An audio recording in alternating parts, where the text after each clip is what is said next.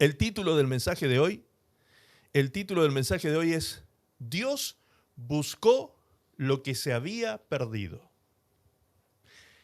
Y ahora que lo encontró, ¿qué?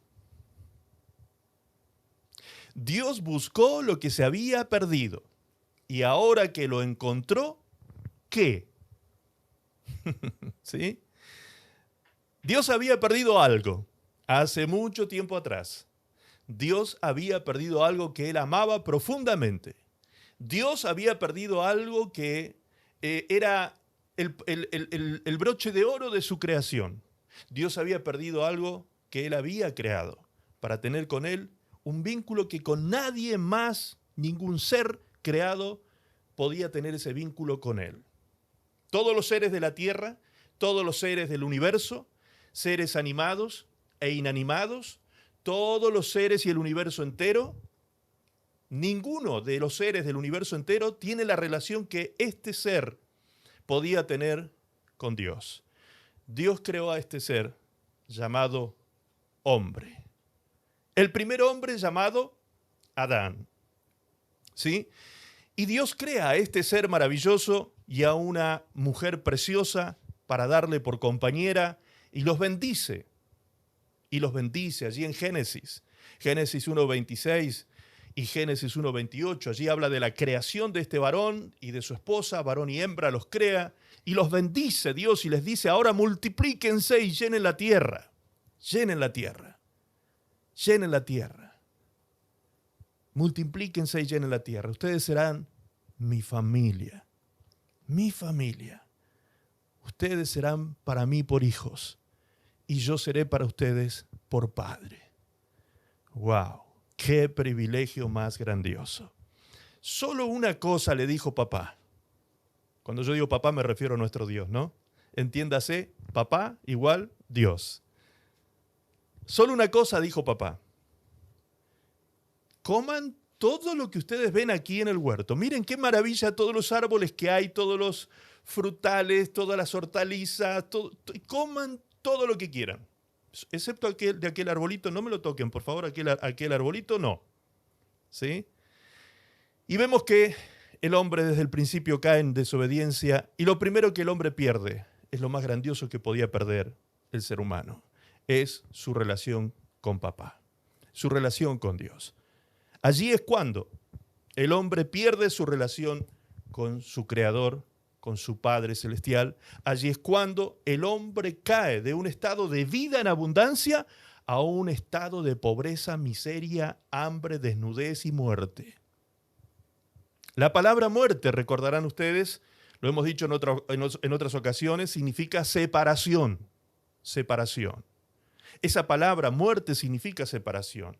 Y la palabra separación y muerte es la que se utiliza en Romanos 6:23 para decir que la paga del pecado es muerte. Es decir, el resultado del pecado es separación. ¿Separación de quién? Del Dios, de nosotros, los hombres, con nuestro Dios. Cuando hay pecado, hay muerte. Cuando hay muerte, hay separación. Cuando hay separación, hay distanciamiento de nuestro Dios. Y lo peor que nos puede pasar como seres humanos es estar lejos de nuestro Creador y de nuestro Dios. Allí es donde hay muerte, oscuridad, aflicción, dolor, miseria, quebranto, ¿sí?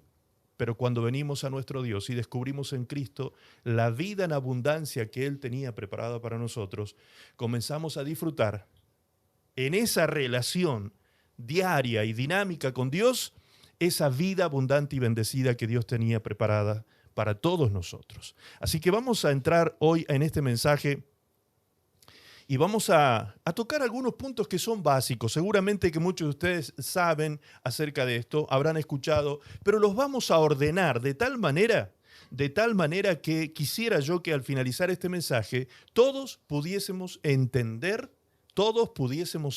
claramente cómo es esto que Dios nos encontró. ¿Por qué? Porque estábamos perdidos. Y Dios nos encontró, Dios nos halló, Dios nos vino a buscar porque estábamos perdidos, ¿sí? Estábamos extraviados del camino, estábamos lejos de nuestra ciudadanía celestial. Estábamos sin Dios, sin promesas, alejados de la ciudadanía del cielo, dice la palabra del Señor. Dios buscó lo que se había perdido. Vamos a empezar entendiendo esto, de la búsqueda de Dios, Dios buscando algo, lo vamos a entender a partir de la parábola de la oveja perdida, ¿sí? Allí dice en el capítulo sin promesas, alejados del capítulo 15 de Lucas, versículo 1, dice, se acercaban a Jesús todos los publicanos y pecadores para oírle. ¿Quiénes se acercaban a Jesús? Publicanos y pecadores. Publicanos y pecadores para oírle. Estos eran los que se acercaban a Jesús. Publicanos, personas que cobraban impuestos, eran vistos como la peor calaña de la sociedad de aquella época, ¿sí?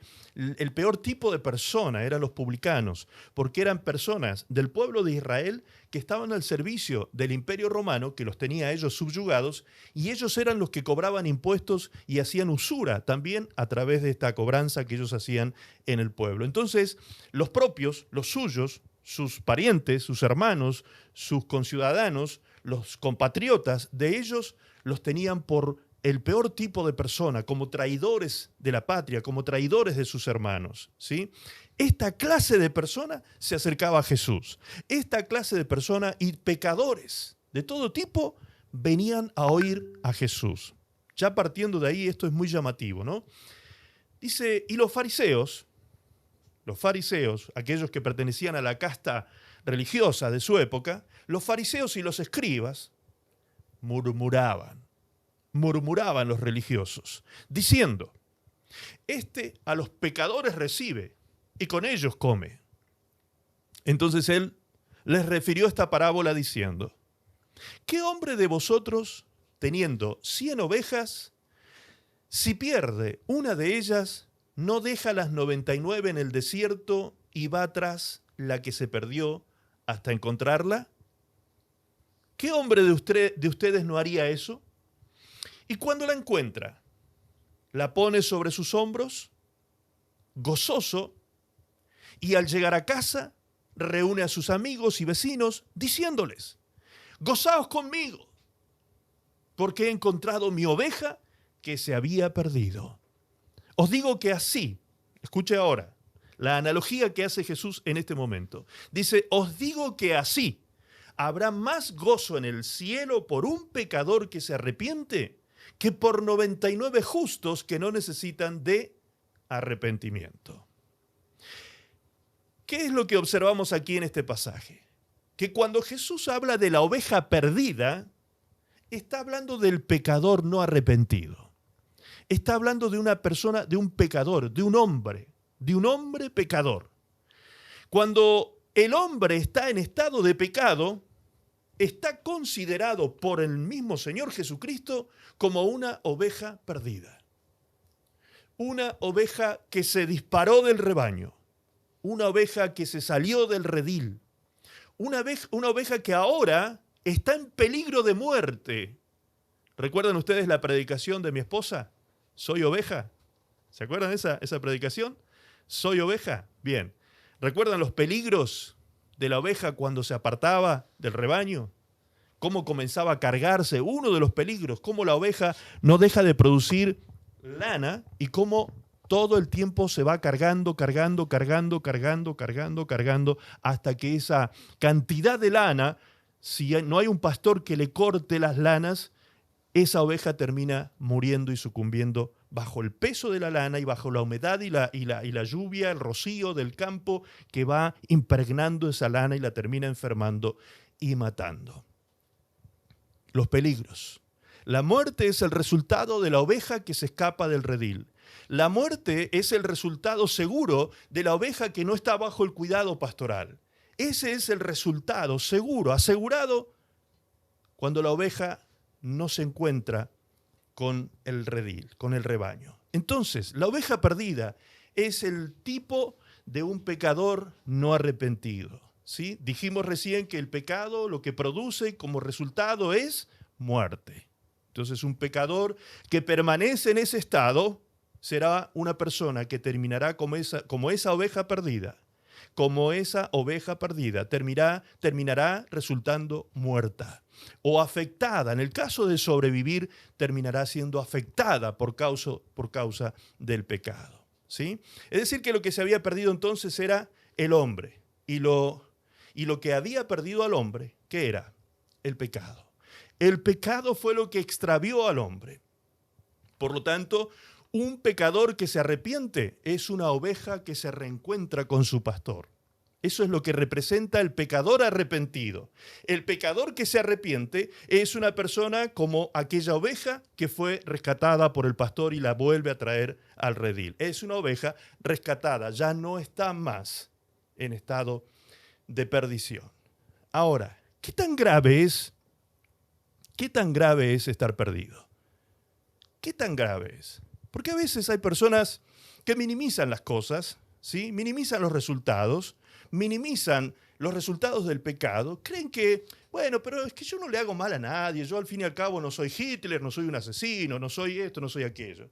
Bien, pero resulta que el pecado es pecado y no hay medida de pecado, no hay tamaño. La Biblia no habla de pequeños pecados, pecados medianos y pecados grandes. No habla de eso la Biblia. La Biblia dice que tanto el mentiroso como el adúltero, como el ladrón, como el borracho, van todos al infierno si no se arrepienten.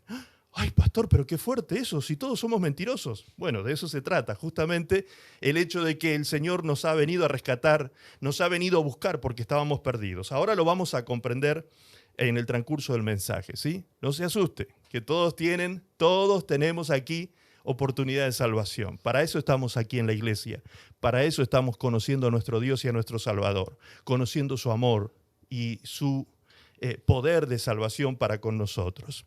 Pero tenemos que analizar la gravedad de lo que vivíamos antes sin Cristo y también aquellos que están por primera vez o todavía no han entregado su corazón a Jesús en esta tarde, que puedan analizar esto que es muy importante. Si tú no tienes a Cristo en tu corazón, estás perdido. Y si estás perdido, estás en estas condiciones que vamos a ver ahora. Fíjense lo que significa la palabra perdido en el diccionario, ¿sí? Vamos a ver el diccionario. Allí dice que ha salido, número uno, que se ha salido de su ruta y no sabe llegar a su destino. Esa es una persona que está perdida, una persona que se ha salido de su ruta y no sabe llegar a su destino. Número dos, sucio, manchado o deteriorado en algún sentido. Por ejemplo, ahí hay una oración que está utilizando la palabra perdida refiriéndose a una camisa manchada, ¿sí? Por las manchas, esta camisa está perdida.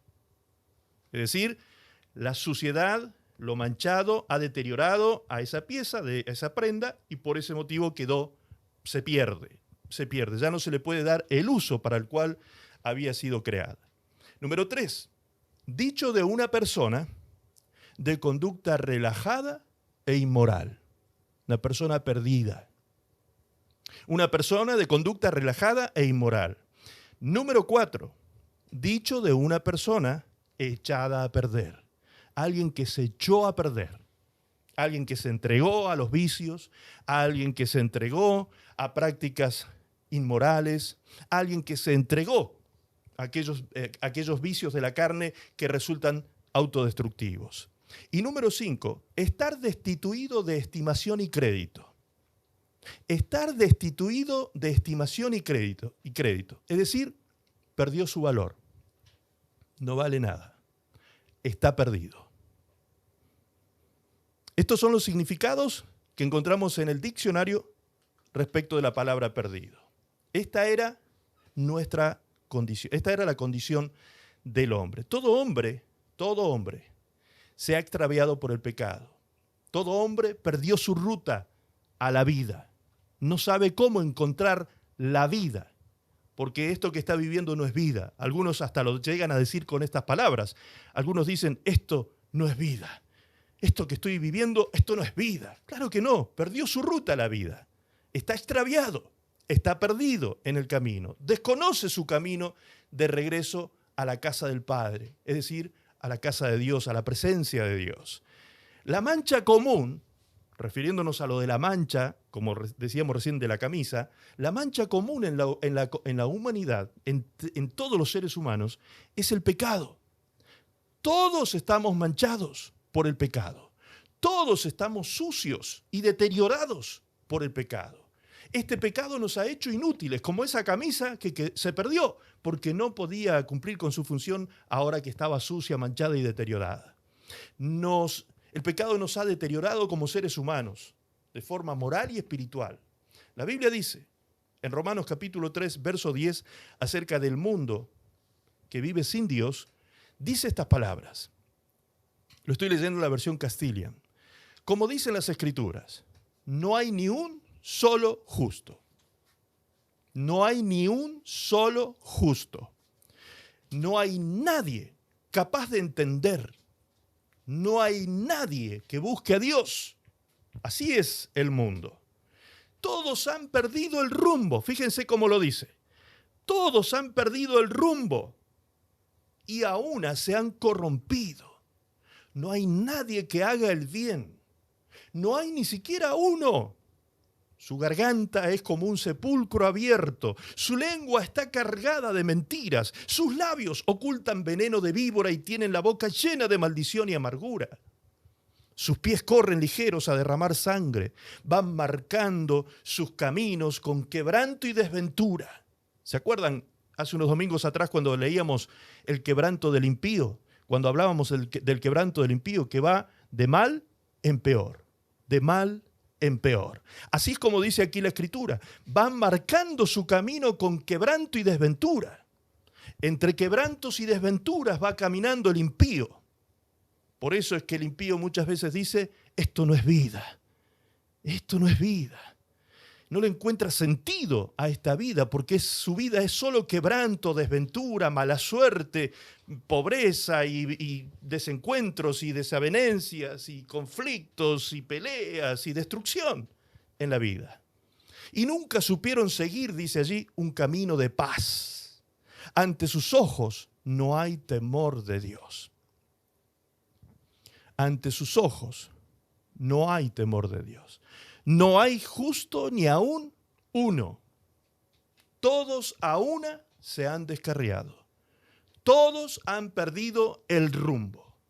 Absolutamente todos han dejado su vida descuidada. Su vida se ha descuidado espiritualmente. Han abierto su mente, su corazón al pecado de manera liberal, sin límite alguno, se han entregado a la corrupción y por eso se han llenado de amargura y de maldición. Y eso produce un camino de quebrantamiento, un camino de desventura y por eso su camino es como dice la palabra, de mal en peor, de mal en peor. Una tras otra, una tras otra. Ese es el camino del impío. Ese es el camino del mundo que no tiene a Dios ni busca a Dios. Ese es el camino del hombre perdido, el hombre que está extraviado por causa del pecado y que Dios ama con todo su ser. Dios no quiere que nadie se pierda. Dios quiere que todos los hombres procedan a arrepentimiento y se salven. Y para eso Dios ha provisto todas las cosas, ha abierto el camino, ha tendido el puente para que el hombre pueda volver a casa. Alguien que está perdido es una persona que por la corrupción moral en su genética, en su carne, en su cuerpo, vive relajado moralmente. Relajado moralmente. Es una persona libertina, sin límites, sin principios, sin ética y sobre todo sin vida espiritual. Es decir, sin Dios. Ese es el estado del hombre perdido. Ese es el estado del hombre sin Dios. El hombre que se salió del redil, la ovejita que se salió del lugar donde tenía que estar, en el redil junto al pastor. El problema, hermanos queridos, cuando nosotros no nos acercamos al pastor, a nuestro pastor de pastores, que es nuestro Señor Jesucristo, y no permitimos que Él nos pastoree a través de los pastores que ha puesto también dentro de su redil, que son todos los pastores, seres humanos que Él llamó para hacer esta tarea, es que vamos a terminar como esa oveja perdida. Vamos a terminar cargados, llenos de cargas, llenos de males en nuestra vida, porque para eso estamos cada uno de nosotros. Para eso está el pastor, para eso está el evangelista, para eso está el maestro, para eso están los que tienen dones y ministerios dentro del cuerpo de Cristo, para edificar el cuerpo de Cristo. Si nosotros pretendemos fuera de Cristo vivir una vida en relación con Dios, es imposible. El cambio y la transformación se produce en Cristo, no fuera de Cristo. Y ahora lo vamos a entender un poquito más adelante. Este relajamiento moral, este relajo moral en que vive el hombre sin Dios, el hombre que está perdido, el hombre del mundo, este relajamiento no es gratis. No es gratis. Siempre trae consecuencias y siempre esas consecuencias son muy dolorosas. Muy dolorosas. Cada persona que se entrega a la práctica del pecado, tendrá las consecuencias y la paga de ese pecado. Si Dios lo estableció, eso es ley. Si Dios dice en su palabra que el que peca lo pagará con muerte, eso no lo detiene nadie. Nadie detiene eso, porque lo que Dios establece está establecido soberanamente por Él en todo el universo. Así pequemos en la Tierra, pequemos en la Luna, o pequemos en Venus, o pequemos en Marte, o pequemos en Neptuno, donde sea, en cualquier parte del universo que nosotros pequemos, ese pecado va a traer consecuencias de muerte sobre nuestra vida. No podemos evitarlo, porque es una ley universal de Dios. El pecado resulta en muerte. El pecado trae consecuencias, siempre trae consecuencias, siempre produce destrucción y muerte. Por eso es que Dios nos llama a nosotros al arrepentimiento. Por eso es que Dios nos llama a nosotros a salir de esa vida de pecado, para que nos libremos de los resultados que este pecado produce. El hombre sin Dios, el hombre perdido, es un hombre que se ha echado a perder, por lo que queda destituido. Recién decíamos que quedaba destituido ¿de qué? De todo crédito y valor. Ha perdido su valor. Queda destituido, queda excluido de todo lo útil que podría ser. Esa persona comienza a excluirse por causa de la práctica de la inmoralidad, el pecado y la corrupción. Queda sin estimación y sin crédito. Es decir, pierde su valor. Ya nadie lo estima, a no ser personas igualmente perdidas como él, obviamente. ¿Sí? El borracho, ¿con quién se junta? Con el borracho. El mentiroso con el mentiroso. El estafador con el estafador. ¿Sí? Se juntan porque entre ellos se apoyan, se respaldan para hacer el acto corrupto que están llevando a cabo. Pero por más que se fortalezcan en la unidad, por más que se junten miles, siempre el resultado será muerte. Será muerte sobre miles si se unen para pecar. Por lo que comienza esta persona a quedar destituida poco a poco de las distintas relaciones y ámbitos importantes y de calidad en su vida. Las personas que se entregan al pecado del adulterio terminan perdiendo su esposa, sus hijos, el respeto de sus hijos, de su esposa, de su esposo, en el caso de la mujer. Las personas que se entregan a los vicios, a las drogas, destruyen sus vidas, destruyen su moral, terminan hasta vendiendo todo para poder comprar mercadería, como le dicen, la merca, ¿sí? Terminan vendiendo hasta las cosas de sus padres, terminan robando, se terminan corrompiendo en definitiva. Entonces, el pecado siempre hará que el hombre se devalúe. La persona comienza a devaluarse por causa del pecado y se termina excluyendo de los ámbitos de calidad, como la familia, el matrimonio, los hijos, la iglesia, los compañeros de trabajo, los compañeros de estudio, los ámbitos que son positivos, los ámbitos que son de calidad. Muchas personas que van cambiando su conducta y volviéndose corruptos y personas inútiles en el sentido moral, comienzan a ser excluidos, ¿sí? Porque de pronto ese cuerpo que está dentro de todo algo saludable, llámese familia, llámese espacio laboral o lo que sea, si está algo saludable ese cuerpo, que es un conjunto de personas, van fagocitando, ¿sí? Van excluyendo naturalmente a aquella persona que se ha entregado a la corrupción. Y esta persona pierde esas redes que son tan importantes. Esa persona comienza a perder esas redes de contención, de cariño, de afecto. Por eso son ámbitos de calidad muy importantes para el ser humano. Y los pierde, los comienza a perder más y más por causa de entregarse al pecado. Por no poner las cosas en valor. Por no poner las cosas en valor. Por no poner las cosas en el lugar que le corresponde a cada una. Empezando por poner a Dios en primer lugar en su vida. Toda persona que se extravía, no poniendo en orden los valores en su vida, empezando por poner a Dios como el ser más importante en esa relación de vida, termina muriendo, secándose, autoexcluyéndose de los ámbitos de calidad, de los ámbitos donde hay amor y respeto para él, empieza solito a salirse de ese ámbito por causa de la corrupción. Ahora, el problema es que todos los hombres han pecado. Por eso dice Romanos 3:23, por cuanto todos pecaron, están destituidos de la gloria de Dios. Por cuanto todos pecaron, están destituidos de la gloria de Dios. Es decir, aún nosotros estábamos en esta condición. Nosotros estábamos también en esta condición de pecado. Nosotros también estábamos destituidos y devaluados. No había para nosotros estimación alguna, ni crédito en el cielo. No teníamos crédito ni en el cielo ni en la tierra. Se nos cerraron todas las puertas. Todos estábamos en esta condición. Todos los seres humanos somos pecadores y estamos en esta condición, resultando en muerte eterna.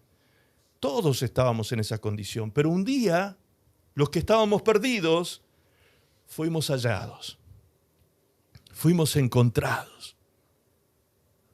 Todos los que estábamos extraviados, todos los que estábamos perdidos, todos los que íbamos rumbo a esa autodestrucción, todos los que íbamos rumbo a una condena eterna, todos los que íbamos rumbo al resultado del pecado y muerte, un día fuimos hallados por la vida misma, por la vida misma.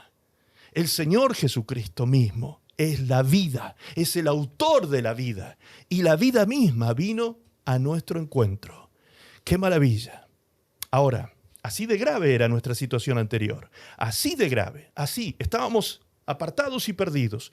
Pero hoy, gracias a la misericordia de Dios, a la gracia de Dios, ya no tenemos por qué seguir viviendo en esas condiciones. ¿Por qué nosotros los hijos de Dios no debemos vivir en esa condición de pecado y muerte? Porque Él nos dio vida a nosotros cuando estábamos muertos en delitos y pecados. Así dice su palabra en Efesios 2:1. Cristo nos dio vida a nosotros. Cristo mismo, que nos vino a buscar, que nos vino a encontrar, que nos vino a rescatar. Cristo mismo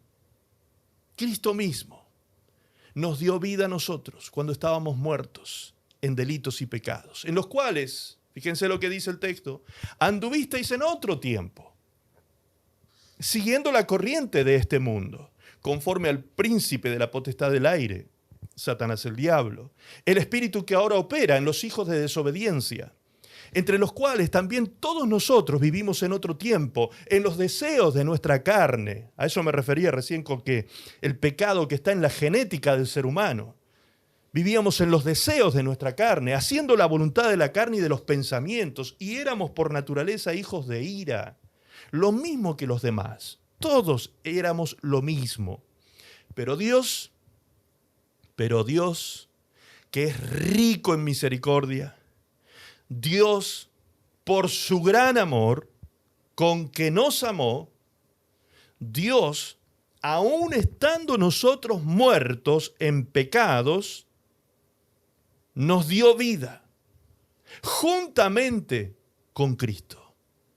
Y nada hicimos nosotros, no pagamos ningún precio por eso, sino que por gracia sois salvos. Por gracia. Nada te pide Dios a cambio, nada, absolutamente nada te pidió Dios a cambio de eso. Tú no tienes que pagar por tu salvación. Tú no tienes que meter en el cielo a nadie pagando mandas o pagando promesas o pagando cosas o haciendo algún sacrificio carnal, humano, terrenal. Nada.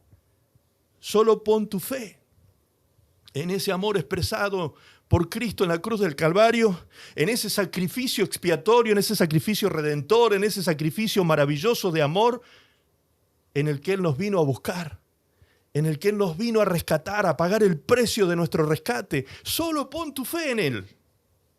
Y por gracia alcanzas salvación y vida eterna. Él te da vida. Yo he venido, dijo Jesús, San Juan 10:10, yo he venido para darles vida,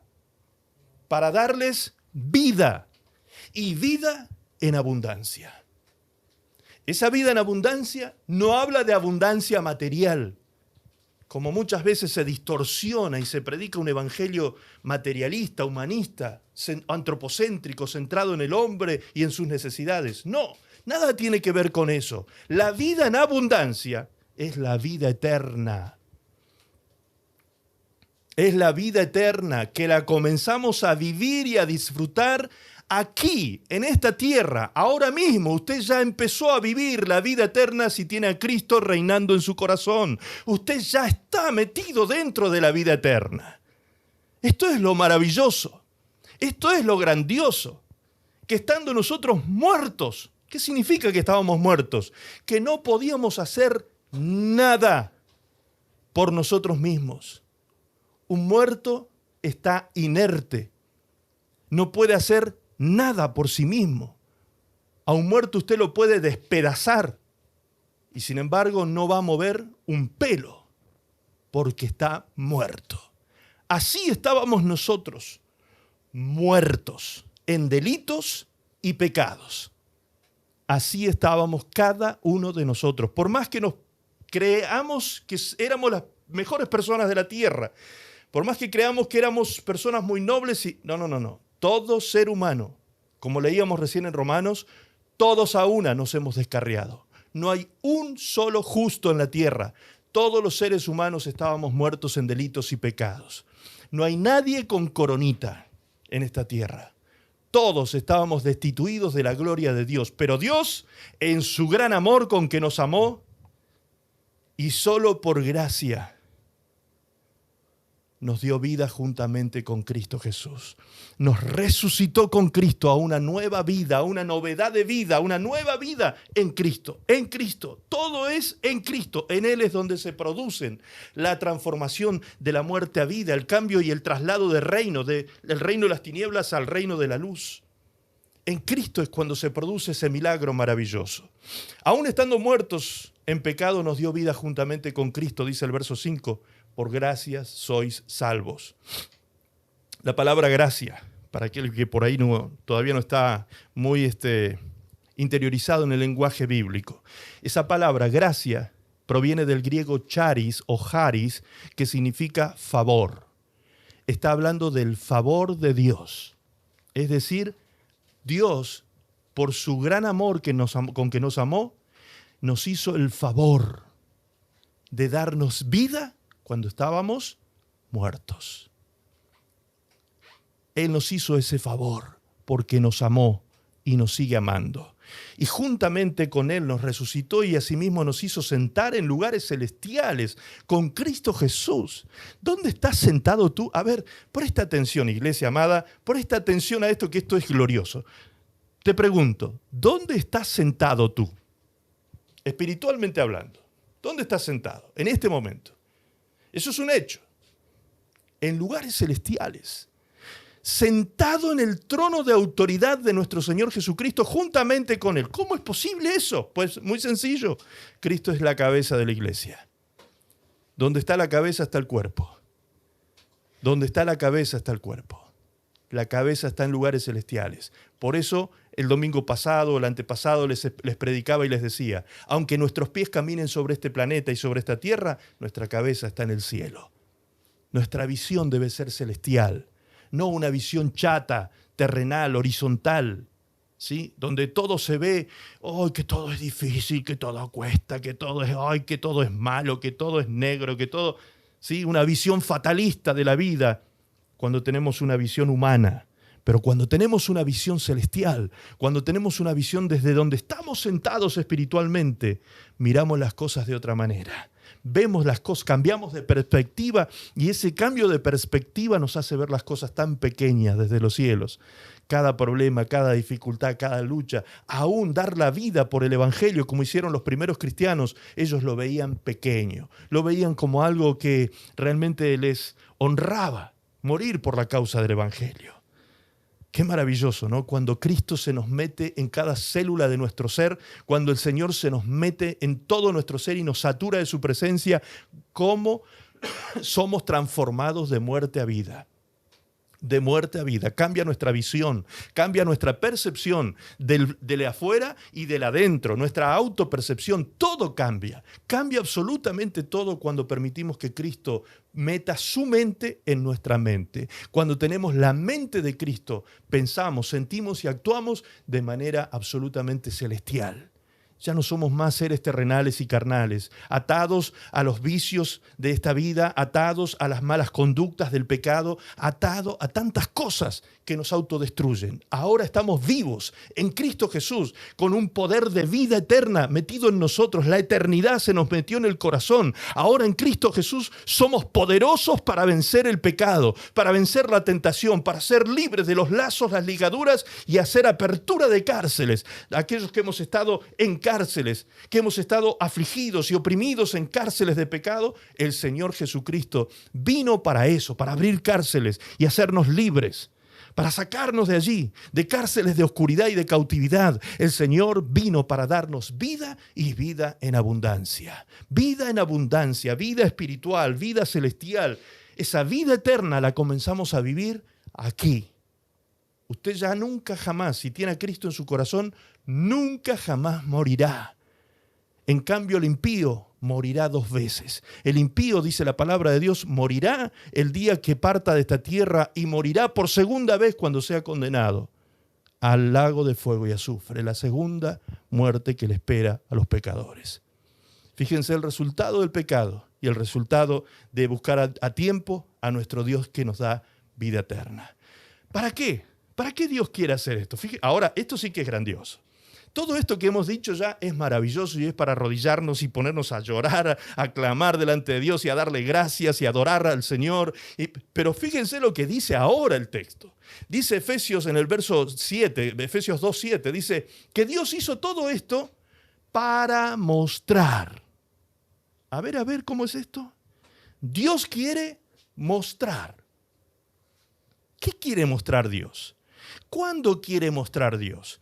En los siglos venideros, es decir, eso nos involucra a nosotros, las abundantes riquezas de su gracia en su bondad para con nosotros en Cristo Jesús. O sea, el que vive sin gracia, el que vive desgraciadamente su vida, vive así porque quiere. Vive así porque quiere. Vive así porque ha rechazado la gracia. Vive así porque ha rechazado el favor de Dios. Vive como vive desgraciadamente porque no le ha abierto su corazón a la plenitud de Cristo en su vida, como dice aquí la palabra. Porque Dios no es escaso. Dios no es escaso. Él es rico y abundante en gracia, dice aquí el texto. Rico y abundante en gracia por medio de su bondad para con nosotros. Dios quiere mostrar en ti. En ti Dios quiere mostrar su gracia. En ti Dios quiere mostrar su favor. En ti, para que tú seas luz y seas sal de esta tierra. Que cuando la gente te mire a ti, no te vea igual a los demás. Que al mirarlos a los ojos solo se ve muerte, quebranto y espanto. Que cuando la gente te mire a ti, vea vida, vea entusiasmo, vea fe, vea vitalidad, vea alegría, vea gozo, el gozo del Espíritu Santo. Vea el fruto que brota de tu vida, el fruto del Espíritu. Amor, gozo, paz, benignidad, bondad, mansedumbre, templanza, fe. Cuando el mundo te vea brotando de esa manera, la vida de Cristo en ti, se estará mostrando el favor de Dios, su riqueza gloriosa se estará mostrando en tu vida para con el mundo. Así es como Jesús dijo que nosotros teníamos que alumbrar a los hombres de esta tierra. Y así es como teníamos que ser sal de este mundo. Que cuando los hombres vieran nuestro accionar, nuestra conducta, nuestro obrar, glorificaran a Dios. Esa es la vida en Cristo que Dios espera que tú vivas hoy. Hoy tú tienes que disfrutar de esa vida en Cristo. Hoy no te niegues a vivir en la gracia. No te niegues a vivir en el abundante favor de Dios, en el rico favor de Dios. No te niegues a vivir en eso. Al contrario, abre tu corazón con acción de gracias. Agradece al Padre esa gracia abundante que ha sido guardada para ti. Y aún en las áreas financieras, fíjense que dice 2 Corintios capítulo 8, verso 1, allí dice el apóstol Pablo, en 2 Corintios 8, 1, no lo tengo aquí en el PowerPoint, pero usted lo puede buscar en su Biblia, allí dice el apóstol Pablo, os he dado a saber, hermanos, la gracia que ha sido derramada en los de Macedonia. La gracia había sido derramada en Macedonia, el favor de Dios se había derramado en Macedonia. ¿En qué sentido? En el sentido material y financiero. ¿Por qué? Porque ellos habían sido generosos con los pobres que estaban en Jerusalén y habían juntado, a pesar de ellos mismos ser pobres, habían juntado ayuda y ofrendas para llevar a Jerusalén a ayudar a los que estaban pasando hambre en aquella ciudad. ¿Te das cuenta? Dios se agradó de ese acto de generosidad. Dios se agradó de ese acto de amor. Dios se agradó de ese acto que es justamente el fruto del amor, el fruto del Espíritu. Y a partir de ahí el favor de Dios comenzó a venir sobre toda la iglesia de Macedonia. Dice que toda la iglesia de esa región fue bendecida con el favor de Dios. Bendecida con el favor de Dios. Y Pablo termina hablando de eso en el siguiente capítulo, en el verso 6, diciendo en el 9:6 que porque sembraron generosamente, generosamente cosecharon. Generosamente cosecharon de parte de Dios. ¿Te das cuenta, amado? Nosotros no somos los que nos negamos a vivir en la gracia. Somos nosotros los que nos negamos el favor de Dios. Somos nosotros que, conociendo cuáles son los grifos que tenemos que abrir, que tenemos que mover, somos nosotros que no utilizamos las claves, las llaves para abrir la bendición de Dios y la gracia de Dios en nuestras vidas. Somos nosotros. ¿Qué decían los religiosos? ¿Se acuerdan qué decían los fariseos y los escribas? Ah, no, este se junta con los pecadores, nada más, con nosotros no se junta. Ellos se creían súper santos, estos personajes. ¿Sí? Muchas veces nosotros los cristianos actuamos como los fariseos y como los escribas, hermanos. También nosotros a veces miramos al Señor de esta manera como diciendo, ah, claro, tú bendices a ellos nomás y a mí no me bendices. Y nosotros nos creemos demasiado justos. ¿Cómo a mí no me bendices si bendices a ese pecador? Somos muy parecidos a veces. Actuamos muy parecido a veces a los religiosos de la época de Jesús. No actuemos de forma farisaica. No actuemos de esa manera. Seamos agradecidos con Dios y demos gracias a Dios por su abundante riqueza de gracia que tiene para los pecadores y para los no pecadores, para todos. Dios tiene para todos, para aquellos que se santifican y para aquellos que pecan. Dios tiene gracia abundante y rica para todos, porque Dios no quiere que nadie se pierda, sino que todos los hombres procedan a arrepentimiento. ¿Recuerdan el texto en la parábola de la oveja perdida? ¿Qué simbolizaba esta oveja? Un hombre que está en pecado. Esa es la oveja perdida. Y la oveja encontrada representa a un hombre que se ha arrepentido.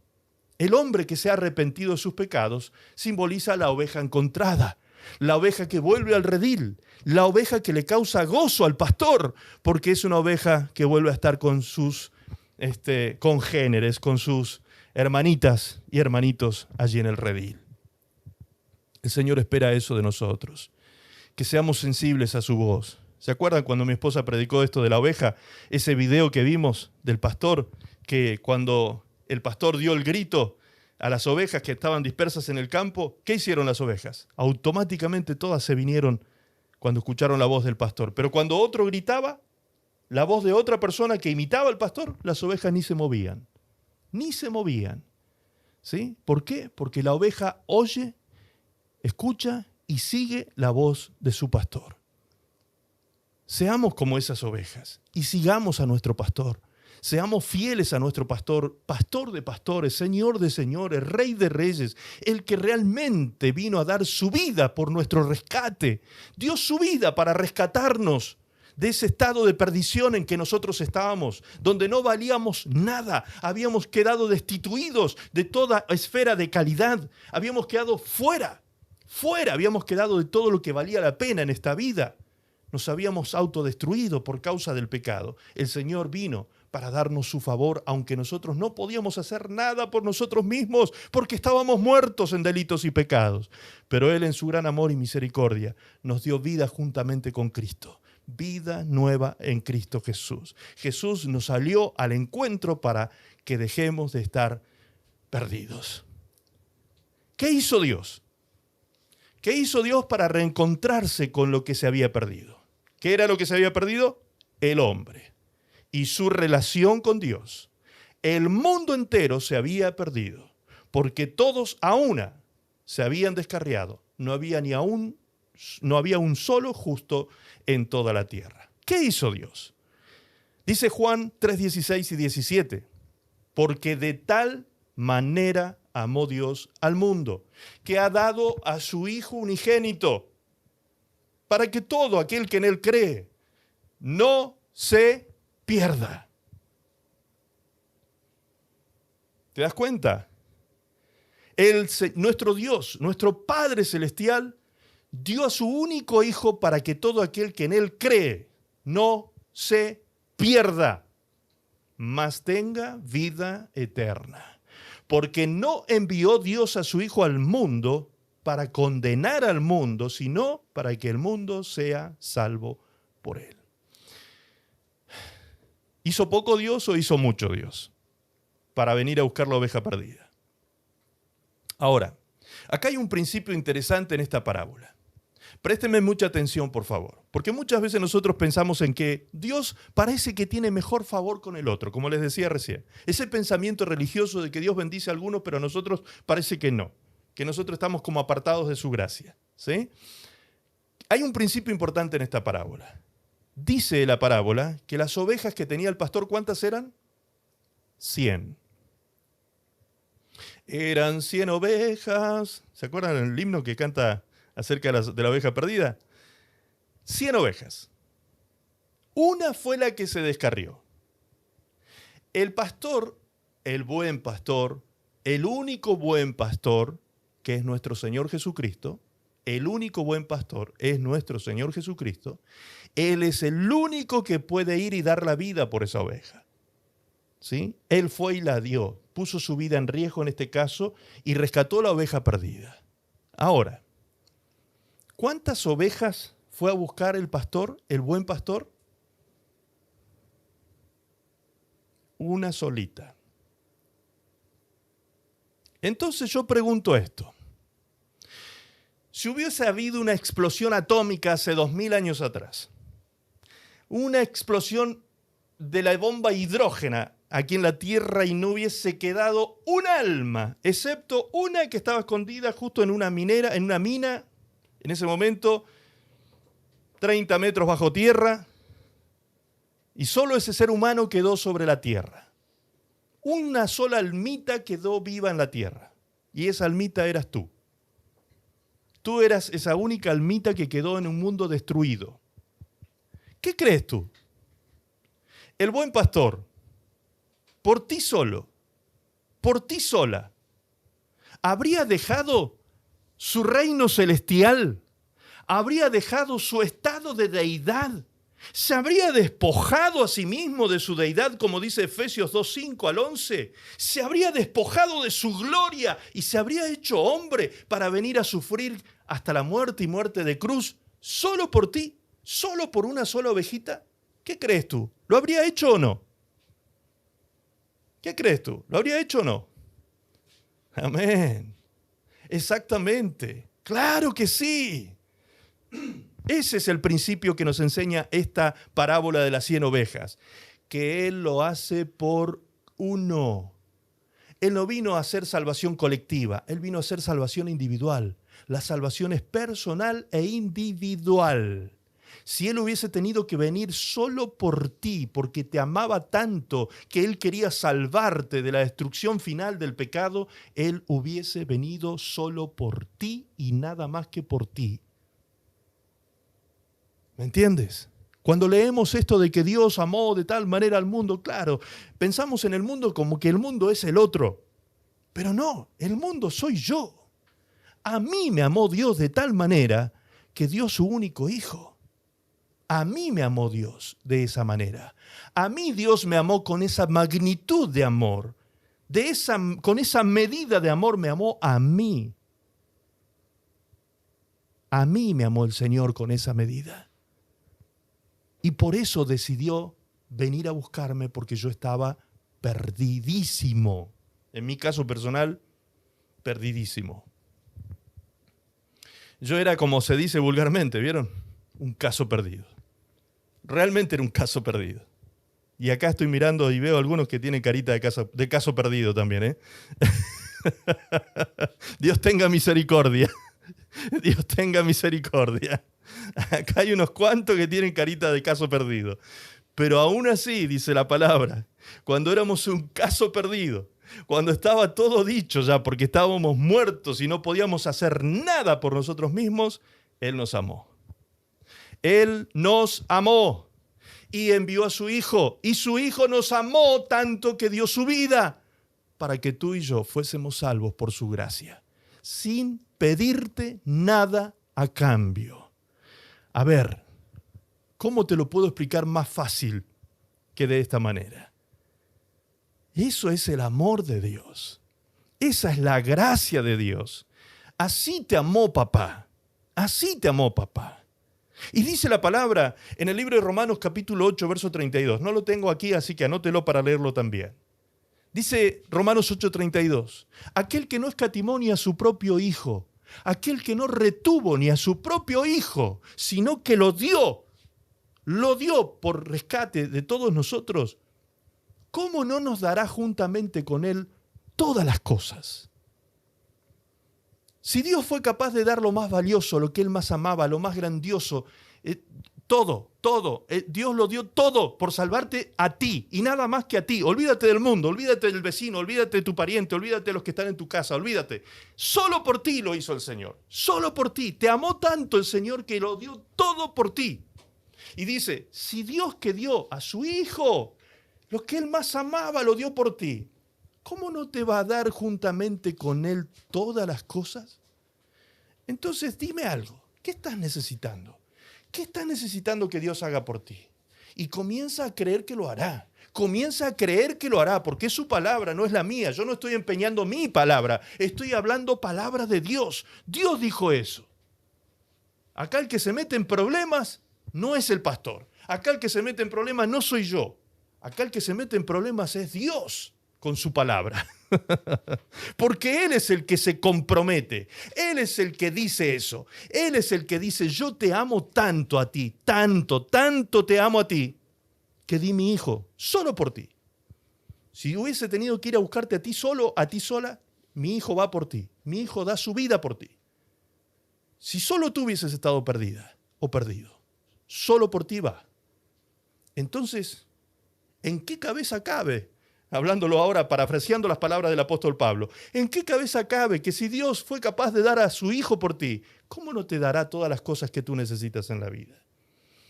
Ay, es que yo no sé si me lo merezco. Ahí empieza el pensamiento religioso a luchar en tu mente. ¿Quién te dijo a ti que alguien se merece algo? ¿Quién te dijo a ti que hay una persona aquí, en esta iglesia, que se merezca una sola bendición de Dios? Nadie. Nadie se merece nada. Porque todos a una éramos pecadores, corruptos, entregados y vendidos al pecado, como dice la palabra. Todos. Así que aquí no hay ninguno con aureolita, ninguno que le tengamos que prender velita, ni... No. Acá somos todos de la misma calaña. Todos éramos pecadores. Ay, pastor, pero no, yo soy de otra alcurnia social. Sí, acá en la tierra tú puedes tener todos los certificados que quieras colgados en tu pared, pero eres un pecador ante los ojos de Dios que te tienes que arrepentir, porque si no te vas de cabeza al infierno con título y todo, con riqueza y todo, con empresa y todo, con todo lo que tengas en tus manos y todo, te vas al infierno. Ay, pastor, ¿qué le pasa? ¿Se enojó hoy? ¿Que está? No. Esta es una predicación de mucho amor, hermanos. De mucho amor. Si el pastor no te predica la palabra de Dios tal como es, ¿quién te la va a predicar?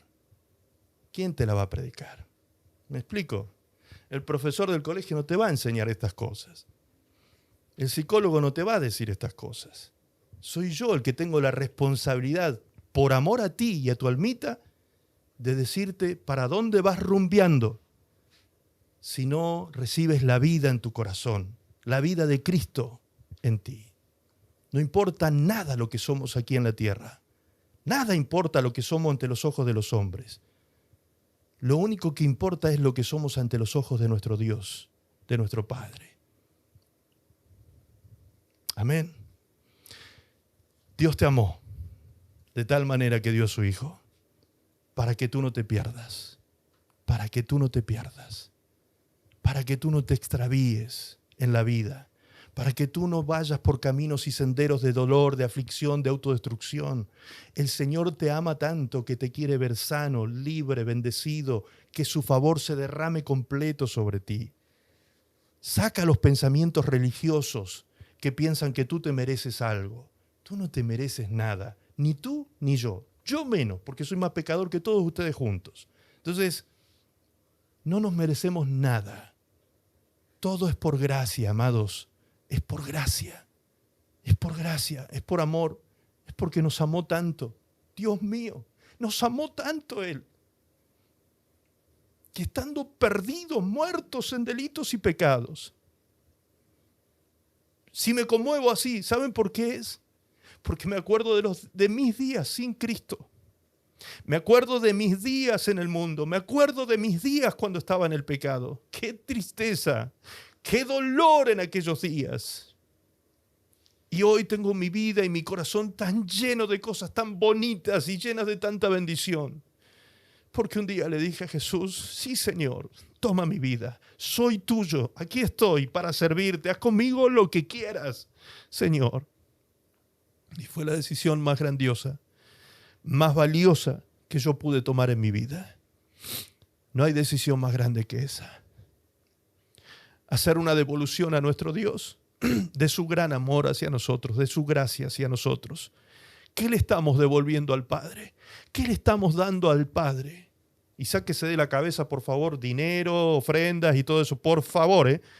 No, en este momento no estamos hablando de eso. Porque hay gente que por ahí vieron que cuando escuchan a los pastores que empiezan a hablar algo así, ya la cabecita que tienen medio mal manipulada, creen que el pastor va a hablar de eso. Yo no estoy hablando de eso. Estoy hablando de qué le das tú de tu vida, de tu consagración, de la santidad, de tu amor a Dios. No estoy hablando de dinero. Sácate eso de la cabeza. ¿Qué le estás dando de servicio a Dios? ¿Qué estás haciendo por el reino y la extensión del reino de Dios en la tierra? A eso me refiero. ¿Cuál es tu devolución a ese gran amor que fue dado a ti, que te fue dado a ti? ¿Cuál es tu devolución?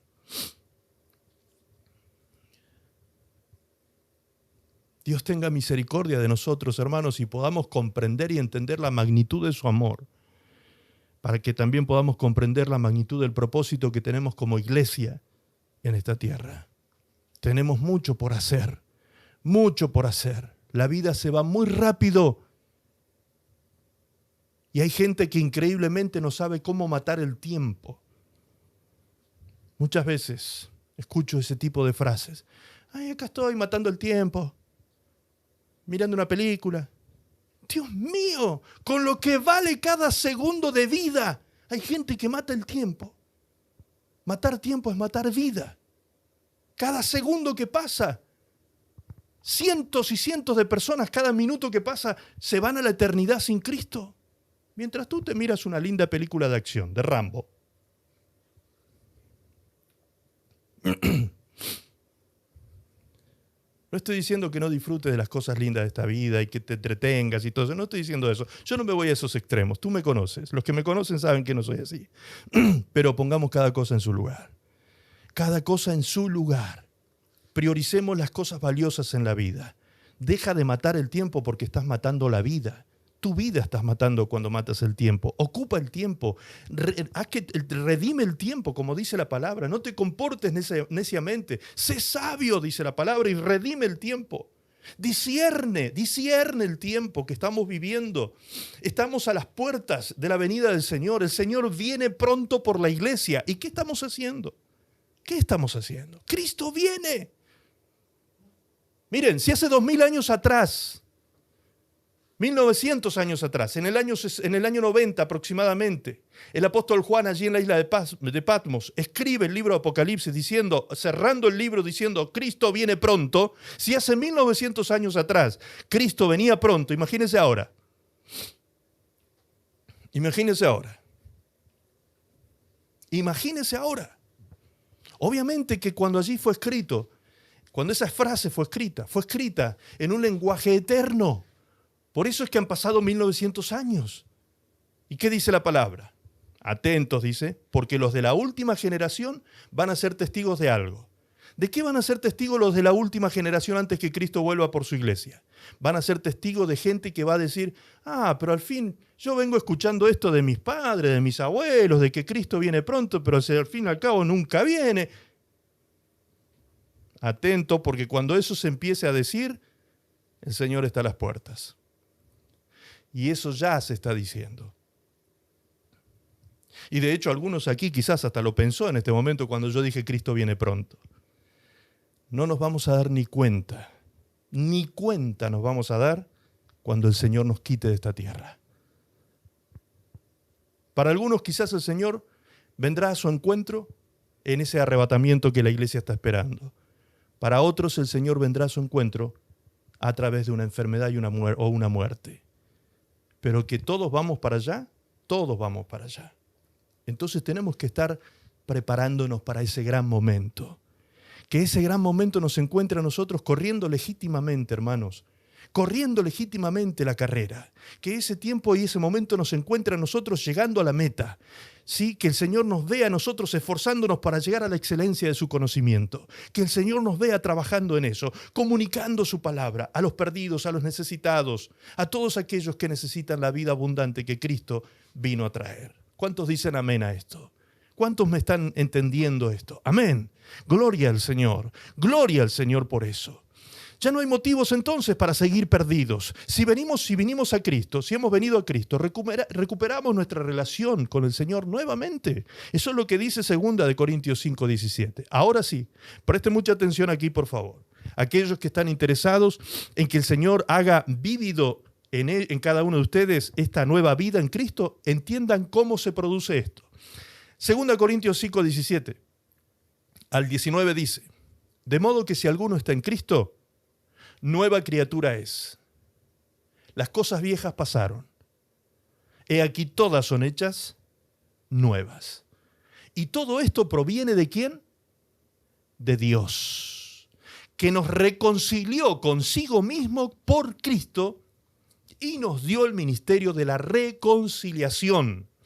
Que Dios estaba en Cristo reconciliando al mundo, reconciliando consigo al mundo, no tomándoles en cuenta a los hombres sus pecados, y nos encargó a nosotros la palabra de la reconciliación.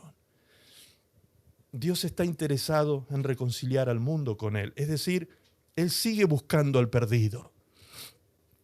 Él sigue buscando al perdido. Ya Cristo vino a hacer la primera obra, la obra perfecta y redentora de la cruz, pero ahora queda una segunda fase de esta obra. Y esa segunda fase, esa segunda parte operativa de esta obra de salvación del mundo, la tenemos que llevar a cabo nosotros, tú y yo. Nosotros somos los que tenemos el ministerio de la reconciliación con Dios. A nosotros nos ha sido encargada la palabra de reconciliación. A nosotros. Somos nosotros ahora Los que extendemos el reino de Dios sobre la tierra comunicando el evangelio a aquellos que no conocen a Jesús, a aquellos que no conocen la obra de Cristo en la cruz del Calvario, a aquellos que no conocen la obra del Espíritu Santo de regeneración del corazón del hombre, de transformación de la vida humana. Aquellos que no conocen todo esto deben recibir solo de la iglesia estos conocimientos, solo de la iglesia. No hay otra institución en la tierra que pueda conectar el cielo con la tierra, solo la iglesia de Jesucristo. Solo la iglesia de Jesucristo puede conectar al hombre con Dios. Solo la iglesia de Jesucristo tiene esta labor sacerdotal de reconciliar al hombre con Dios. Solo tú y solo yo. No hay más. Es decir, en este momento, la esperanza de este mundo que se pierde está en ti. En ti. En ti está puesta la esperanza. Dios está esperando que tú abras tu boca para manifestar su palabra a través de tus labios. Dios está esperando que tú comuniques su gracia para que el cielo se abra sobre el pecador que se arrepiente. Dios está esperando que tú tengas compasión del alma que se está perdiendo, para que la gracia de Dios se derrame perdonando los pecados de esa almita perdida. Esa segunda fase está bajo nuestro encargo y responsabilidad. Amén. Ahora, ¿qué va a pasar cuando esta persona esté en Cristo? Todas las cosas serán hechas nuevas. Todas las cosas viejas quedarán atrás en el pasado. Y aquí todas serán hechas nuevas. Y aquí es donde hay una clave, otra de estas claves preciosas que la palabra de Dios siempre nos revela. Fíjense lo que dice. De modo que si alguno está en Cristo. ¿Sí? ¿Tú quieres que Dios haga nuevas todas las cosas en tu vida? Pues si tú quieres eso, tienes que estar ¿en quién? En Cristo. Es decir, si tú no estás en Cristo, las cosas viejas van a seguir siendo las mismas. Vas a vivir en esa vieja vida, atrapado en esa vieja vida, viviendo como un mortal y carnal común y corriente, lleno de vicios y de ataduras, si no estás en Cristo. ¿Por qué digo esto? Porque hay personas bien intencionadas, personas nobles de corazón, buenas personas, con buenos principios inclusive, con buenos valores, que dicen que creen en Dios. Dicen, no, yo pastor, yo creo en Dios. Y cuando yo les pregunto, ¿y usted vive en Cristo? No saben ni qué quiere decir vivir en Cristo, así que imagínense. Obviamente que no viven en Cristo, pero dicen que creen en Dios. Ahora, ¿qué diferencia hay entre una persona que dice que cree en Dios y un demonio? A ver si alguno se acuerda de ese pasaje bíblico que habla de esto. ¿Qué diferencia hay entre una persona que cree en Dios y un demonio? Les voy a decir esta respuesta y el que esté de acuerdo conmigo levanta la mano. No hay ninguna diferencia. ¿Está de acuerdo con eso? Levante la mano. Miren cuántos están levantando la mano. Ok. Se ve que han leído la Biblia ahí, ¿eh? Muy bien. La palabra de Dios dice eso. Eso no lo digo yo. Por eso es que muchos aquí levantaron las manos. La Biblia dice, la palabra de Dios dice, ¿tú dices creer en Dios? Pues los demonios también creen y tiemblan ante Dios. O sea, si hubiese alguna diferencia, ¿sabes cuál es la diferencia entre aquella persona que dice que cree en Dios y un demonio? En que el demonio tiembla. El demonio tiembla ante Dios. Y muchas personas que dicen creer en Dios no tienen temor de Dios. No tiemblan ante Dios. ¿Te das cuenta? Entonces no hace a la diferencia que tú me digas, no, pastor, yo creo mucho en Dios. Como hay gente que a veces cuando yo hago campañas me dice, no, yo tengo una fe, pastor, usted no se imagina. Yo creo mucho en Dios. Ah, qué bueno, hermano, qué bueno, hermana. ¿Y cuánto hace que se congregó la última vez? ¿Cuánto hace que usted estaba creyendo, buscando en la palabra de Dios y alimentándose del Señor? Ah, no, yo no voy a la iglesia. No, yo no me congrego. No, yo vivo mi fe a mi manera, pero tengo mucha fe, ¿eh? ¿Se ha encontrado con gente así? ¿Que piensa de esa manera? Claro que sí, hay mucha gente que piensa de esa manera. Que cree que tener fe en Dios es una cuestión mental, no sé qué. No, la fe es acción. La fe es acción. La palabra de Dios dice, la fe sin obras es muerta. La fe sin obras es muerta. Así que no me digas, dice el apóstol, dice Santiago, en el libro de Santiago dice, no me digas que tienes fe si no tienes obras. No me vengas con ese cuento, digámoslo criollamente. No me vengas con el cuento de que si tienes fe, pero no tienes obras. No. Muéstrame tu fe con tus obras. Porque la fe sin obras es muerta. Amén. Entonces, amados, ¿queremos una nueva vida en Cristo? Tenemos que vivir como Dios manda, en Cristo. ¿Y qué significa en Cristo? La palabra en, ¿recuerdan? La preposición en significa dentro. Dentro significa la palabra en. Entonces, si yo quiero nueva vida, debo estar en Cristo, o sea, dentro de Cristo. ¿Y qué significa que yo esté dentro de Cristo? Que yo estoy dentro de su cuerpo. Su cuerpo es la iglesia. Su cuerpo es la iglesia. Y la iglesia, preste atención, hermano querido, preste mucha atención. La iglesia no es el lugar donde se reúnen los cristianos. Vieron que también muchas veces los cristianos dicen, vamos a la iglesia. Vamos a ir a la iglesia. Este domingo vamos a ir a la iglesia. No, la iglesia es usted y yo. Nosotros somos la iglesia de Cristo. Ese lugar donde se reúnen los cristianos es un salón, nada más. De hecho, la palabra de Dios dice claramente, Dios no habita en templos hechos por manos humanas. Dios no está ahí. Dios está en usted. Usted es el templo de Dios. Usted es el templo de Dios.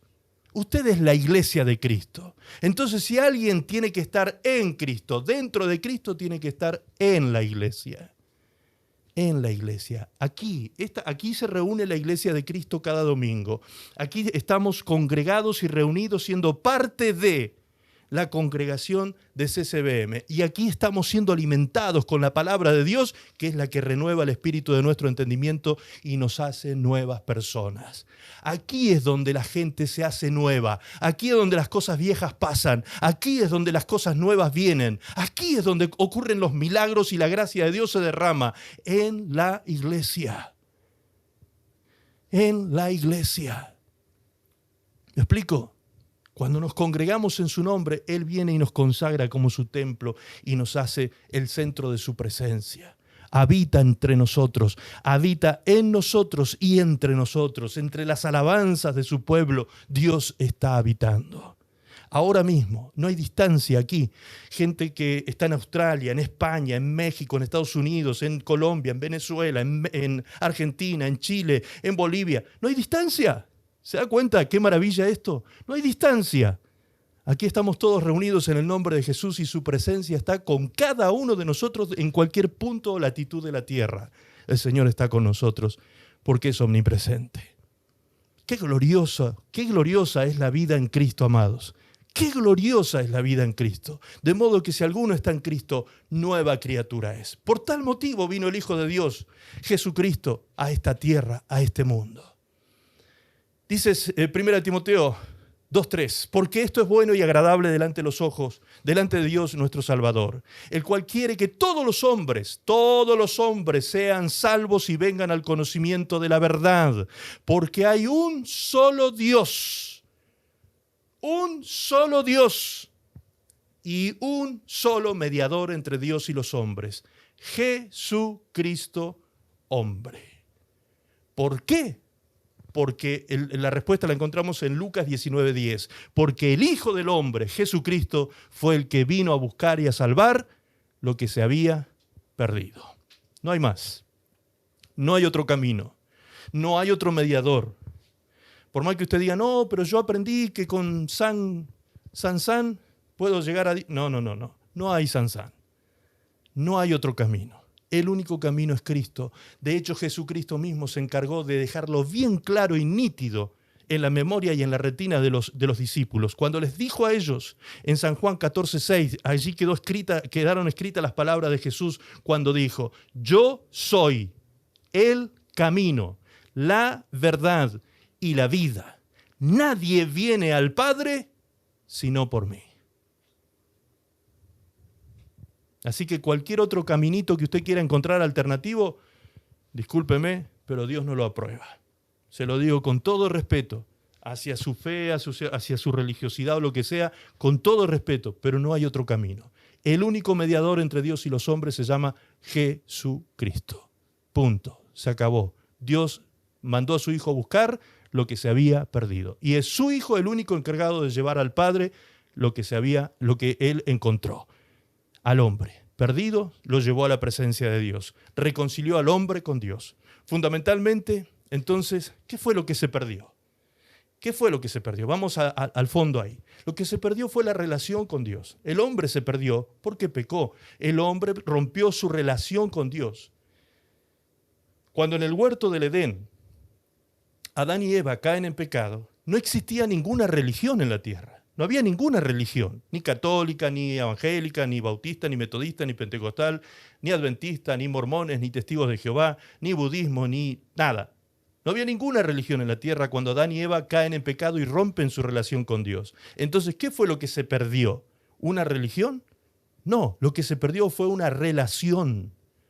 Lo que se perdió en ese momento fue una relación, no una religión. Fue una relación.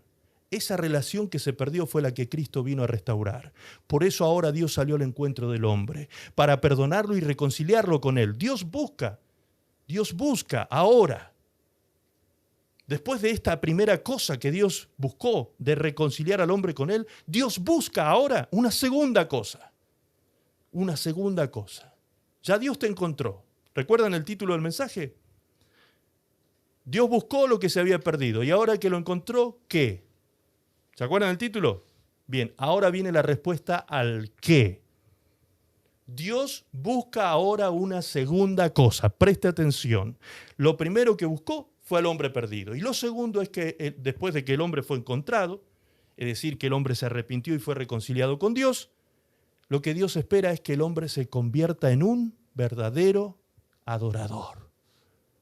Porque tales adoradores busca Dios que le adoren. Dios busca. Fíjense, dos cosas buscó Dios. Primero buscó lo que estaba perdido. Y una vez que lo halló a ese hombre perdido y lo salvó, ahora lo que Dios busca es una devolución de amor. Porque si Él sembró amor en nosotros, ¿qué puede esperar de nosotros? Él busca esa devolución ahora. Busca que nosotros nos convirtamos en verdaderos adoradores. ¿Por el bien de quién? Por nuestro propio bien, hermanos queridos. Aquella persona que se convierte en un verdadero adorador se hace un bien a sí mismo. A sí mismo se hace un bien. Fíjense lo que significa la palabra adoración. Esa palabra, adoración, en griego, castellanizado, suena proskuneo, que significa besar, como el perro lame la mano del amo. ¿Han visto ustedes cómo los perritos cuando llega el amo, cómo se pone de contento? No le alcanza la cola. Si tuviera 2 o 3 colas, las mueve a todas el perrito. ¿Sí? No le alcanza las colas para mover. Él está feliz de la vida porque viene al encuentro de él su amo. Y cuando llega su amo a su encuentro, comienza allí él a hacer fiesta y alegría ahí delante de su amo y danza el perrito delante de su amo. Y con su lengüita besa su mano. Busca besarlo con esa lengüita. Besa a su amo. Esa figura tenía que ver con la palabra proskuneo, esta palabra griega que se utilizó para aplicarla a la palabra adoración en la Biblia, que figurativamente y literalmente aún significa postrarse en homenaje delante de alguien. Postrarse. La adoración es la postración, es la entrega. Me entrego, me postro, hago reverencia. Eso es adorar. Ahora fíjense lo que dice Juan 4:23. Mas la hora viene, y ahora es, dijo Jesús, cuando los verdaderos adoradores adorarán al Padre en espíritu y en verdad. Porque también el Padre tales adoradores busca que le adoren. Dios es espíritu y los que le adoran en espíritu y en verdad es necesario que le adoren. Es necesario que le adoren. En el Antiguo Testamento, esta palabra proskuneo se utiliza en el Antiguo Testamento en hebreo la palabra barak. Es un sinónimo de proskuneo en griego, barak en hebreo. ¿Y qué significa barak? Postrarse, reverenciar, adorar. Lo mismo. Barak es lo mismo que proskuneo en griego. Es lo que utilizó el salmista en el Salmo 95:6 cuando dijo, venid, adoremos y postrémonos, arrodillémonos delante de Jehová nuestro Hacedor. En la Biblia del lenguaje, la Biblia textual dice, venid, inclinémonos y postrémonos, arrodillémonos ante la presencia de nuestro Dios, de nuestro Hacedor. ¿Te das cuenta? Arrodillarnos, postrarnos, entregarnos, rendirnos, con eso tiene que ver la adoración. Eso es lo que Dios está buscando, dice, que aquella persona que fue hallada, que estaba perdida, ahora se encuentre con Dios siendo un verdadero adorador. Alguien que le ofrece a Dios verdadera adoración. Los verdaderos adoradores son los que dan a Dios eso, verdadera adoración. ¿Y qué es la verdadera adoración? Lea conmigo, por favor, Romanos 12:1. Por eso, dice allí, por eso, hermanos míos, ya que Dios es tan bueno con ustedes, les ruego que dediquen toda su vida a servirle y a hacer todo lo que a Él agrada. Así es como se debe adorar. Esa es la verdadera adoración. Así es como se le debe adorar. ¿Cómo? Haciendo todo lo que a Él agrada. No vivan ya como vive todo el mundo. Al contrario, cambien de manera de ser y de pensar. Así podrán saber qué es lo que Dios quiere, es decir, todo lo que es bueno, agradable y perfecto para Dios. Amén. Dios está buscando lo que se había perdido. Lo encontró. En ti ya lo encontró. Tú ya fuiste hallado por el Señor, por su amor, por su poder de salvación. A ti ya Dios te perdonó los pecados. Si tú ya le abriste tu corazón a Cristo, ya estás del otro lado. Ya cruzaste a la otra orilla, ¿sí? Pero ahora que estás de la otra orilla, ya no estás del lado de la condenación y la tiniebla, sino de la vida eterna, Dios espera de ti una devolución de amor. Dios espera de ti que tú vivas siendo un verdadero adorador. Eso es lo que ahora Dios busca de ti, un verdadero adorador. ¿Estás dispuesto a vivir esto? ¿Estás dispuesto a darle esta devolución a Dios? ¿Haciendo lo que a Dios agrada? ¿Todo lo que a Él agrada? ¿Estás dispuesto? Amén. Acá lo importante es eso. Preste atención. Lo importante es estar dispuesto. Porque poder, por sí solos, no podemos. No podemos nosotros solos. Pero en Cristo sí podemos vencer el pecado.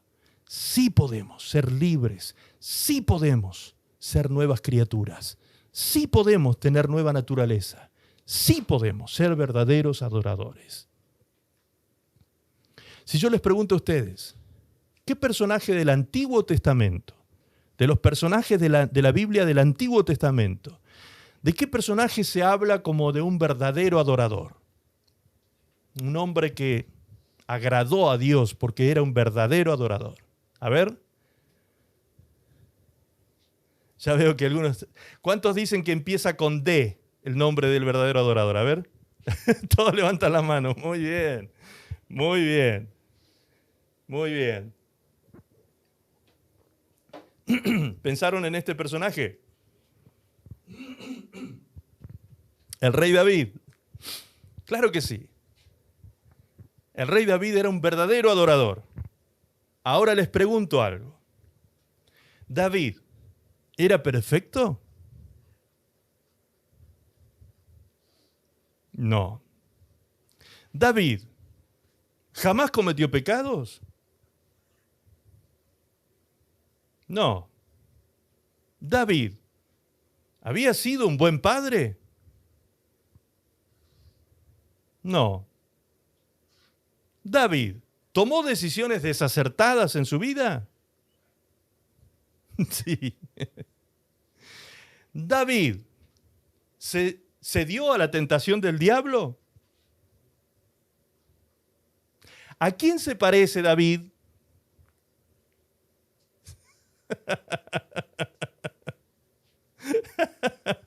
A ver, voy a probar el nivel de humildad ahora. ¿A quién se parece David? Claro que sí. Se parece a nosotros. Porque era un ser humano común y corriente que le corría sangre por las venas.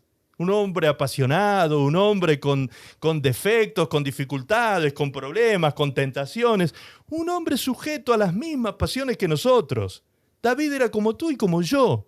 Era idéntico a nosotros. Era un ser humano común y corriente. Pero él era un verdadero adorador. Como ser humano, común y corriente. Pero como hombre espiritual, un verdadero adorador. Ahora, ¿metió la pata David?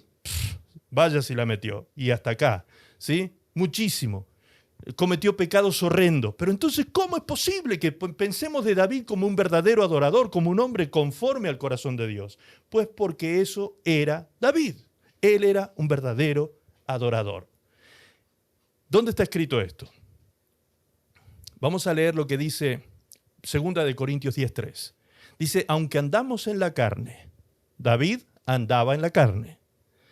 Aunque andamos en la carne, no militamos según la carne, porque las armas de nuestra milicia no son carnales, sino poderosas en Dios para destrucción de fortalezas, derribando argumentos y toda altivez que se levanta contra el conocimiento de Dios y llevando cautivo todo pensamiento a la obediencia a Cristo. Así es como David militó su vida con Dios. Él militó su relación con Dios de esta manera. Andaba en la carne, pero no militó en la carne, militó en el Espíritu.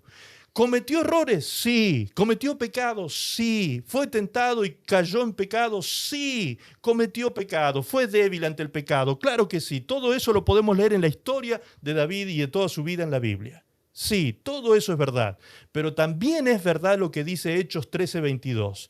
Hechos 13:22, fíjese ahí en la partecita verde lo que dice. Quitado refiriéndose a Saúl, les levantó Dios por rey a David. Dios levantó por rey a David, de quien dio testimonio, de quien dio también testimonio, diciendo, he hallado a David, hijo de Isaí, varón conforme a mi corazón. ¿Pero cómo? Si David había sido tantas cosas malas, tantas cosas feas, tantas cosas horribles. ¿Cómo es posible? ¿Sí?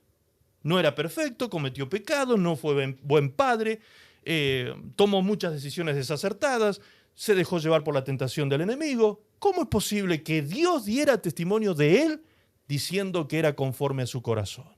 Ese mismo versículo lo dice y lo explica magistralmente. Fíjense lo que dice. Varón conforme a mi corazón, quien hará todo lo que yo quiero. A ver, ¿cómo me explico esto? ¿Cómo David, siendo un hombre tan falible, tan lleno de errores, tan parecido a mí,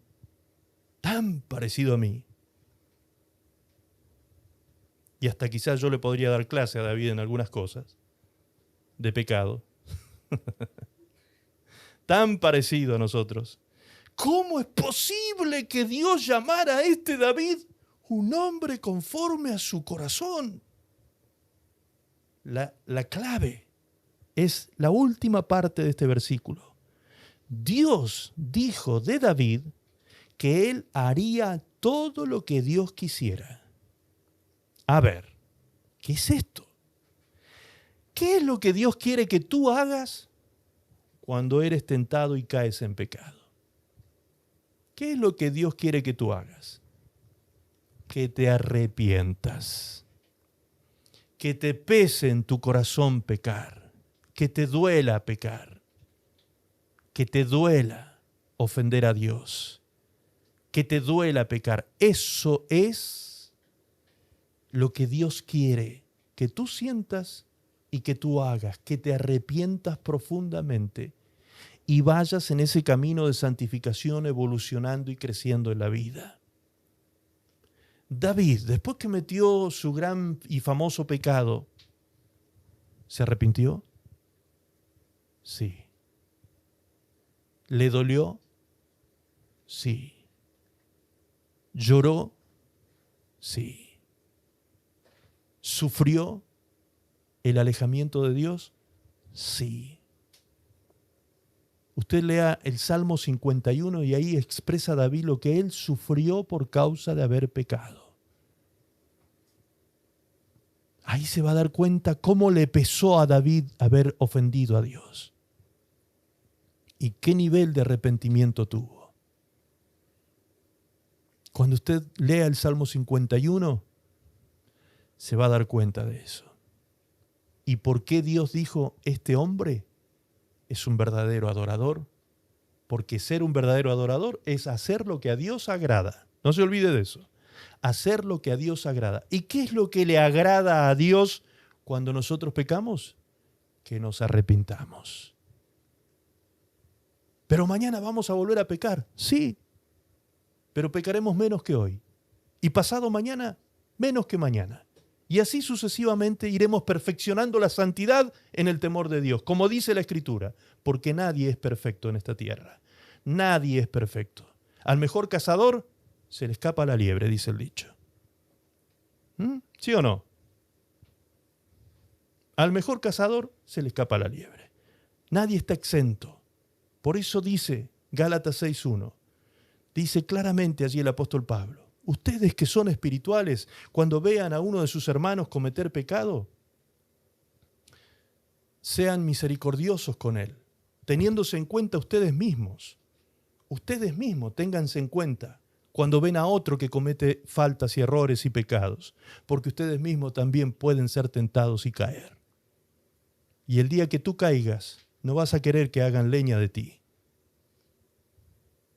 El día que tú caigas vas a querer que sean misericordiosos contigo, que te tengan misericordia, que te tengan compasión, que te levanten, que te saquen de ese hoyo de perdición y desesperación en el que has caído. Amén. Ese es nuestro Dios, amados, que nos buscó, nos encontró y ahora lo que está buscando es que te conviertas en un verdadero adorador. Si ya te encontró el Señor, dice la conclusión, ¿está ahora Dios encontrando en ti lo que quiere hoy en ti? ¿Que seas un verdadero adorador? Este es el camino de regreso al Padre. El camino de reencuentro con el Padre es la adoración. El Padre ya vino a ti. El Padre ya lo dio todo por ti. El Padre ya vino por ti. Ahora tú, ¿estás regresando a Él siendo un verdadero adorador? Que no significa cantar canciones bonitas ni suaves, sino hacer lo que Dios manda. Eso es ser un verdadero adorador. Por eso Jesús dijo, no todo el que dice Señor, Señor, entrará en el reino de los cielos, sino el que hace la voluntad de mi Padre, que está en el cielo.